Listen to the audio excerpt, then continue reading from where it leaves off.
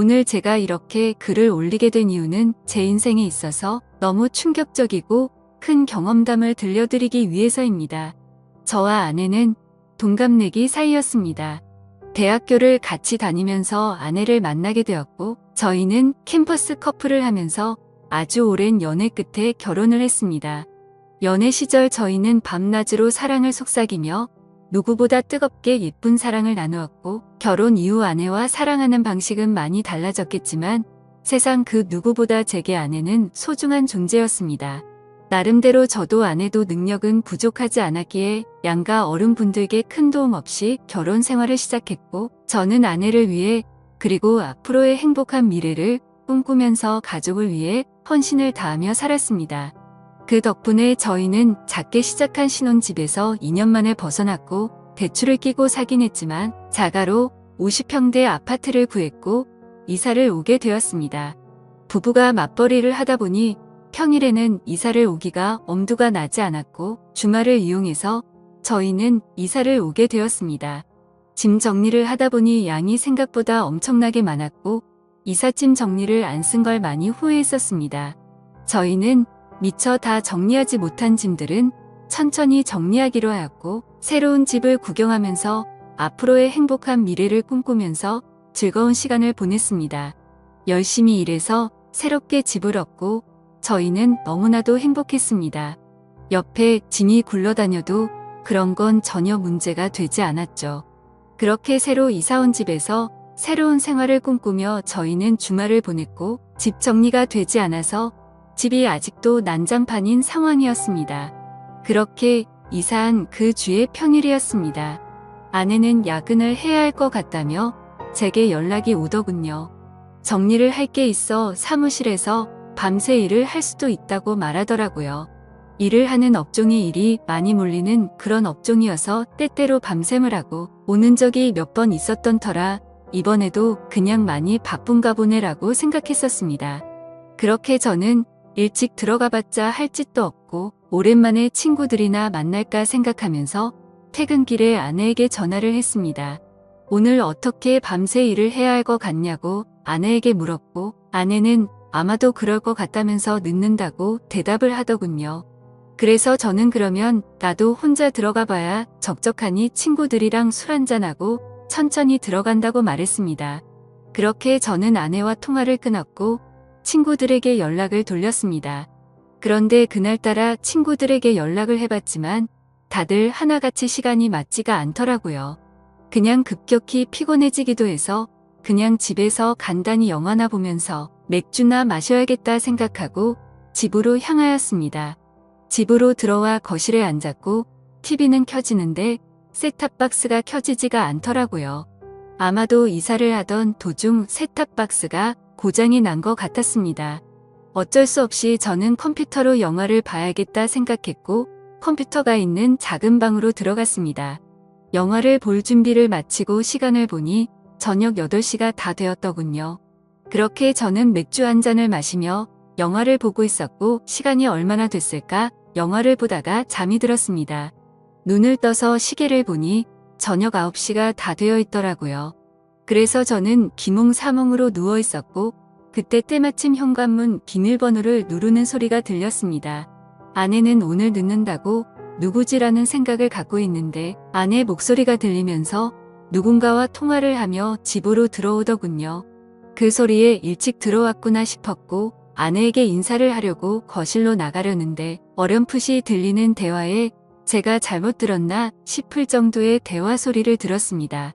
아내는 통화를 하면서 나도 자기 보고 싶다라며 애교 섞인 말을 하는데 정말 귀를 의심했습니다. 정신이 번쩍 들면서 잠이 확 달아나더군요. 진심으로 내가 아직 잠이 덜 깬 건지 너무 열이 받으면서 순식간에 심장이 쿵쾅거렸습니다. 통화 상대를 보고 분명 자기라고 지칭하고 있었고 제 아내는 그렇게 계속 통화를 이어서 하더라고요. 우리 남편 오늘 술 마시고 들어온다고 했으니 자정은 넘어야 들어올 거고 남편은 내가 오늘 일이 많아서 새벽이나 되어서 들어오는 걸로 알고 있다면서 자기가 우리 집으로 와서 나 좀 데리고 나가도 될 것 같은데라며 저희 집으로 그 남자를 불러들이더군요. 아무 소리도 나지 않는 고요한 상태여서 통화 소리들이 생생하게 들렸습니다. 누가 봐도 제 아내는 바람을 피고 있었고 상간남이 저희 집으로 오기로 한 거라고 생각했습니다. 정말 눈이 돌아버리기 직전이었고 심장은 미친 듯이 두근대는데 그 심정을 말로 표현하면 미치고 환장하겠다라는 표현이 가장 적절할 것 같네요. 제 예상이 맞아떨어진다면 잠시 후 저는 세상에서 가장 비참한 남자가 되어야 하는 거였습니다. 통화를 마친 아내는 마음이 급해 보이더군요. 평소에는 뭐든지 천천히 하던 사람이 다급히 화장실에 가서 샤워를 하고 신이 나서 콧소리를 쳐내면서 서랍장을 열고 닫고 바쁘게 움직이는 소리가 들렸습니다. 그 짧은 시간 동안 숨 죽이고 들으면서 정말 수만 가지 생각이 들더라고요. 지금 당장 나가서 엎어 버려야 할지 아니면 확실하게 물증을 잡아서 족쳐야 될지 고민이 되었습니다. 지금 나가서 따지면 친구랑 장난처럼 통화했다고 둘러대면 할 말도 없을 테고 내심 저는 그 말을 듣고 싶었고 그게 현실이길 간절히 바랬습니다. 제가 생각하는 모든 게 오해였길 바랬고 지금 제가 나가면 제가 가지고 있는 의혹들을 아내가 풀어줬으면 하는 마음이었습니다. 짧지만 신중하게 생각을 했고 이대로 의심을 갖고 살 수는 없었기에 확실하게 무슨 일인 건지 알아야겠다고 판단을 내렸습니다. 그래서 저는 어떤 사람이 저희 집으로 오는 건지 확실히 알고 싶어서 조용히 기다렸습니다. 아내가 준비를 하고 있는 사이 저는 방에서 제가 마시고 있었던 맥주 캔들을 치우고 컴퓨터를 끄고 벗어둔 셔츠는 옷장으로 집어넣으면서 제가 집에 들어왔었던 흔적들을 정리를 했습니다. 그 방 안에는 아파트에서 기본 제공되는 붙박이 옷장이가 있었습니다. 그 옷장에는 옷이 별로 많지가 않아서 제가 들어가기에는 충분했고 저는 조용히 옷장 문을 열고 그 안으로 들어갔습니다. 그리고 나서 아주 조용히 숨을 죽이고 모든 신경을 소리에 집중해서 듣고 있었습니다. 그렇게 옷장에서 웅크리고 앉아서 듣고 있자니 정말 이게 무슨 짓거리인지 싶고 더욱더 비참해지는 제 모습에 마음 울컥 올라오더라고요. 지금이라도 당장 나가서 엎어버리고 싶은 걸 몇 번이나 참았는지 모릅니다.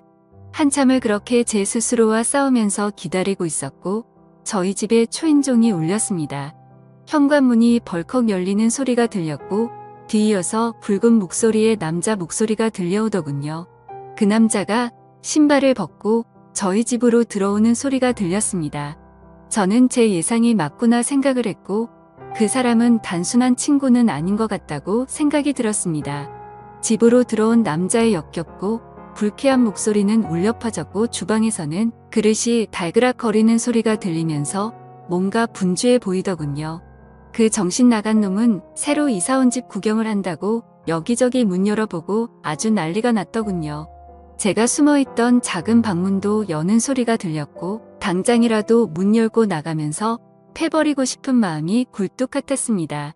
잠시 후 그놈은 거실로 나갔고 제 아내와 대화를 하더군요.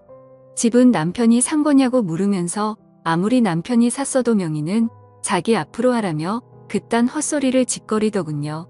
그런데 문제는 그 둘의 대화 내용이 참으로 역겹고 가관이었습니다. 한두 번의 만남으로 그따위 대화가 오갈 수가 없었습니다. 그 상간놈은 자기 나 커피도 한 잔 안 주냐고 물었고 아내는 남편이 혹시라도 일찍 들어올지도 모르니까 빨리 나가자고 재촉하더군요. 그러자 남편 걔가 뭐가 그리 무섭냐고 걱정 말라면서 지가 만나면 혼쭐 내준다면서 책임진다고 하더라고요. 아내는 어떻게 책임질 거냐며 자기 마누라한테도 꼼짝 못하면서라고 하더군요. 네, 이것들은 서로 배우자가 있으면서 바람을 피우고 있는 거였습니다. 그놈은 이혼하면 그만이지 뭐 이딴 식으로 헛소리를 짓거렸고 제 아내는 그놈에게 웃으면서 자기만 믿을 게 이따위 소리를 했습니다. 역겹고 더러운 대화는 이어졌고 결국 갈 때까지 가더군요. 아내는 잠깐 기다리라고 하고 현관문을 잠그는 소리가 들리더니 안전장치까지 제대로 문을 잠궜습니다. 이 상황에 뜬금없고 웃긴 소리 같겠지만 저 어릴 때부터 한 주먹 했었고 여지껏 살아오면서 누구한테도 맞아본 적 없고 싸워서 져본 적도 없습니다. 군대도 특수부대 출신으로 체격도 체력도 그 누구한테 뒤지지 않았고 평범한 상간놈 따위에게 겁이 난다라는 생각은 전혀 없었습니다. 그런데 뛰쳐나가서 개박살 내는 건 전혀 문제가 아니었지만 남자로서 자존심이 더럽게 상했습니다. 제가 나가봤자 다른 남자한테 제 아내 뺏긴 놈밖에 더 되겠습니까? 그리고 지금 나가면 무조건 제 아내하고는 끝이라는 생각이 들었고 지난 추억이 눈앞에 아른거리면서 쉽게 행동으로 옮기는 게 어려웠습니다. 체격도 다부진 남자가 옷장 안에 숨어서 이딴 상황을 조용히 듣고 있다니 정말 비참하고 웃기지 않나요? 저는 숨을 죽이고 갈등을 하고 있는데 이것들은 정말 가슴을 후벼 파더군요. 온몸에 소름이 돋았고 허탈함에 힘이 빠졌습니다. 제 아내는 일상에서 그저 평범하고 집안에 성실한 착한 아내 그 자체였습니다. 결혼한 부부간에도 항상 수줍음이 많았고 소극적인 성격에 대학 시절 처음 만났을 때는 플라토닉 사랑을 좋아한다고 했었습니다. 그런데 지금 이곳에 있는 제 아내가 그 오랫동안 만났던 여자가 맞나 싶었고 제가 알던 사람과는 절대 다르다고 생각됐습니다. 아무튼 그 이상은 참을 수가 없었고 저는 작은 방에서 나와 천천히 안방으로 향했습니다. 제 분노는 극에 달했습니다. 지금 생각해보면 오히려 침착했던 걸지도 모르겠네요. 너무 현실성이 떨어지다 보니 그랬던 건지 어떤 마음이었는지 제 스스로도 잘 모르겠네요. 저는 최대한 침착하게 마음을 다잡았습니다. 제가 꼭지가 돌아버리면 진짜 오늘 큰 사고가 날 게 분명했던 걸 알았기 때문이죠. 저는 만약 꼭지가 돌아서 큰일이 벌어지더라도 맨손으로 벌인 일이니 정상 참작해주겠지라는 생각으로 안방 문을 천천히 열었습니다. 문을 열고 안을 들여다보니 안방에서 벌어진 모습은 정말 너무 충격적이었습니다.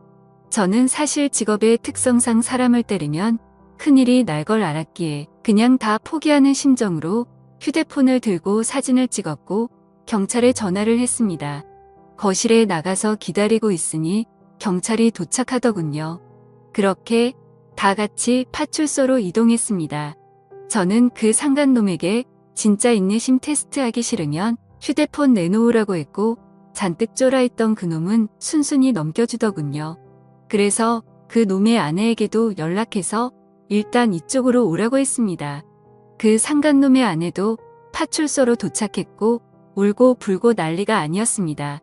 드라마나 영화에서 보던 불륜 현장처럼 아수라장 개판이 되었죠. 아무튼 여차저차 상황 정리는 끝마쳐졌고 다음날 아내에게 합의 이혼서를 들고 가서 도장을 받았습니다. 오만 정내미가 떨어진 저는 뒤도 안 돌아보고 나왔고 그날 이후로 그 짐승 같은 아내는 집에서 내쫓았습니다. 솔직히 너무 사랑하면서 만났던 아내였기에 잘한 건지 하는 생각도 들고 어차피 이해할 수 없는 장면을 목격했기 때문에 잘한 거라고 되뇌었습니다. 저는 그렇게 곧바로 집을 팔고 아무도 모르는 동네로 이사를 했습니다. 뭐 어떻게든 잘 살아야지라고 마음을 다잡고 살아가고 있는데 어느 날 처남이란 놈이 제게 연락을 했고 집 근처로 찾아왔더라고요. 그러고서 한다는 소리가 부부싸움 할 수도 있지 왜 누나를 내쫓았냐며 헛소리를 짓거리더군요. 다 잊고 살려고 노력하는데 처남이 대들면서 화를 내니까 정말 또다시 피가 거꾸로 솟구치더군요. 처남도 자세한 이야기는 잘 몰랐던 것 같은지 저는 화를 삭히고 그 자리에서 당시 불륜 사진을 보여줬더니 처남은 깜짝 놀라면서 무릎 꿇고 죄송하다고 빌고 또 빌더군요. 그렇게 그 일이 있고 나서도 시간이 한참이 흘렀네요. 제 전 아내는 직장에도 불륜을 핀 사실이 다 밝혀지면서 지방으로 이사를 가게 되었고 그 상간놈한테도 버림받고 어려운 생활을 하고 있다면서 처남이 연락해줘서 알게 되었습니다. 그 말을 듣는데 마음이 참 불편하고 기분이 썩 좋지는 않더라고요. 그래도 한때는 제가 인생에서 가장 사랑했고 대학 시절부터 오랜 시간 동안 사랑했던 사람이었으니깐요. 바람이라는 거 정말 해선 안 될 짓이지만 만약 바람 피우더라도 꼭 배우자 모르게 하세요. 이따위로 과감해지면 결국 들통나게 되어 있습니다. 저는 아직까지는 재혼 생각은 딱히 없습니다. 또다시 그런 일이 벌어질까봐 무섭기도 하고 두 번 다시 생각조차 하기가 싫고요. 아무쪼록 이렇게 제게 응어리졌던 마음속의 말들을 털어놓고 나니 숨을 쉬는 게 좀 가볍네요. 사실 제가 잘 대처한 건지, 그때 참고 넘어갔던 게 술을 마실 때마다 후회도 되고 생각도 나지만 그때 당시의 감정에 앞서서 사고를 쳐봤자 지금의 제 인생은 없었을 거란 생각에 그나마 현명하게 하지 않았나 스스로 위안을 삼습니다. 어차피 한 번 사는 인생 그런 여자와 더 오래 만나지 않고 빨리 알게 돼서 다행이라고 생각하려고요. 이런 막장 같은 일들도 제 인생에 있어서 그저 일부라고 생각하면서 살아가려고 합니다. 감사합니다.